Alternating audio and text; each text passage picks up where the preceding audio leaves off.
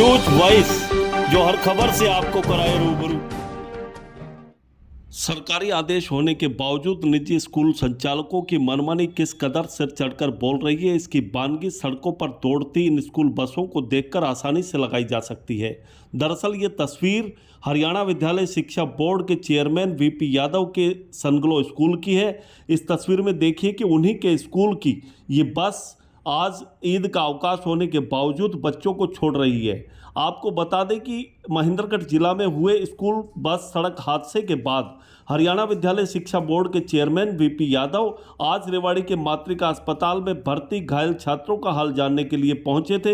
लेकिन जब उनसे यह सवाल पूछा गया कि ईद का अवकाश होने के बावजूद आपका भी स्कूल खुला है, तो वो सकपका गए और उन्होंने केवल इतना कहा कि मुझे इस बारे में कोई जानकारी नहीं है। हाँ, इतना जरूर उन्होंने कहा कि सरकारी आदेशों की अनुपालना होनी चाहिए। जहां तक इस घटना का सवाल है, तो ये ड्राइवर द्वारा शराब के पीने के आदी होने के चलते ये बड़ा हादसा हुआ है। लेकिन ये अपने आप में एक हैरान करने वाली बात है कि सरकारी आदेशों की यहाँ किस तरह से उल्लंघना हो रही है। इसका उदाहरण आज इन बातों को देखकर आसानी से लगाया जा सकता है कि निजी स्कूल सरकारी आदेशों होने के बावजूद किस कदर खुले हुए थे। घटना है ये, और जैसे कि अभी माननीय मंत्री जी ने बताया, नियमानुसार जो भी कार्रवाई बन पड़ेगी जो है स्कूल के खिलाफ। दरअसल क्या है कि मैंने जब बात की, एक विद्यार्थी ने बताया जो अभी यहाँ पर एडमिट है, इस ड्राइवर ने दारू पी रखी थी और बस है मोड़ के ऊपर बैलेंस बिगड़ गया, बस का एक पलटी खाई, पेड़ से टकराई और नहर के पास जाकर वो बस रुक गई। तो इससे पता चलता है कि लापरवाही ड्राइवर की थी।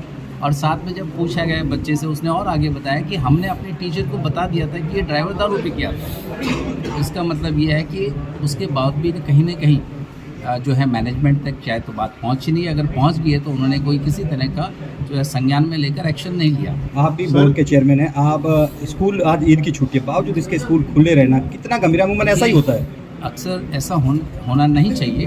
जब भी कोई छुट्टी होती है तो उसकी अनुपालना सभी विद्यालयों को करनी है, क्योंकि रिकॉग्निशन गवर्नमेंट देती है और गवर्नमेंट के जितने भी नियम हैं उनकी अनुपालना दृढ़ता से की जानी चाहिए। हर चीजों के नॉर्म्स। कोई एक वीडियो वायरल हो रही है सर, आपके स्कूल भी आज खुला है, वो भी खुला है, बताया जाए। देखिए, मैं अभी स्कूल में नहीं गया हूँ और ऐसे कई बार स्कूल विद्यालय क्या करते हैं, ऐसे में स्टाफ को जरूर बुला लेते हैं। नहीं, बच्चों के साथ वीडियो वायरल है, ठीक है ना, क्योंकि मैं अभी विद्यालय में गया नहीं हूँ, सीधे बता रहा हूँ। मुझे दुर्घटना पता, आप क्या कार्रवाई करेंगे, क्योंकि पहली जिम्मेदारी तो घर से शुरू होती है। देखिए, कभी भी कोई दुर्घटना घटती है तो उसके लिए एहतियात हमेशा बरतना चाहिए। ये मैं समझता हूँ कि ऐसी घटना सिर्फ और सिर्फ कोई संज्ञान में आने के बावजूद भी एक्शन न लेने की वजह से हुआ है। और ये किसी दिन भी हो सकती है घटना, चाहे वो छुट्टी का दिन हो या छुट्टी का दिन ना हो।